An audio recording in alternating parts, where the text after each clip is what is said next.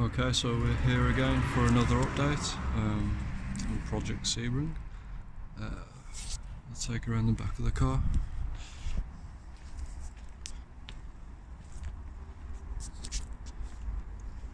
Just finished grinding down the bridger filler, so that's all sanded down. You can see everything a bit more clearer now, more so the aluminium joins go around here. You should see right just there, those are the aluminium mesh joins, a little bit clearer. Just give it a rub down with some water to clear off all the dust because it went flipping everywhere. So what we're looking for here is to go back down to paint and beyond the into the base coat. I've managed to get down the sides a bit smoother, so I might keep those relatively close when I come to filler it. Let's just go around here.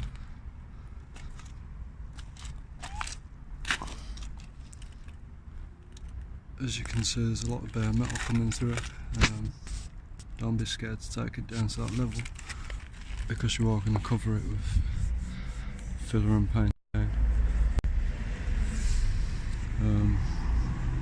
Right here the gaps are a bit more wider, so I'm going to have to build this up a lot more with filler, but that's okay, so that's just going to allow me more room for adjustment when I come to sand it back down again.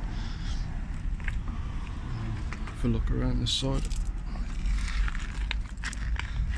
taking this quite close, but I don't have much room for a manoeuvre when it comes to fillering it. You can see the mesh there, just where I've built it up, and that's where I've slit right down there previous to that. So that's all got this aluminium mesh all just stuffed down there with some bridger on. These bits are a bit closer, but yeah, that's going to give me lots of room to work with and fill out. So I've cleaned off all the crap from down here. That's just going to give me, I think I used 80 grit on this, so that's going to give it some bite when it comes to applying the filler as well. So that's good because it needs something to hang on to. Just touched up these parts as well where they've started bubbling. But yeah, that side over there, that's much closer. That seems to have, when I actually applied the sebring, it could actually slot up into the indicator light, whereas the other side wasn't so much. What you want to look for is when you're actually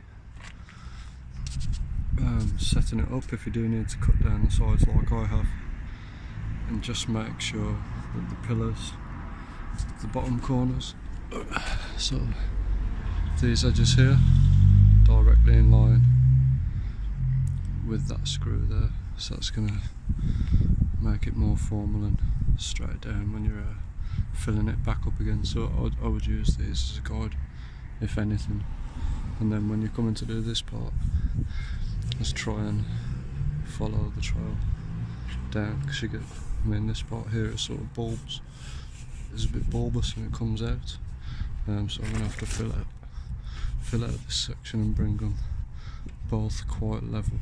If I do need to go over with filler and just overlap this part, that should be fine as long as it looks a bit uniform.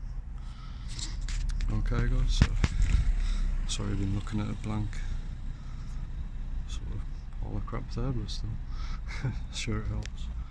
Okay, cheers guys.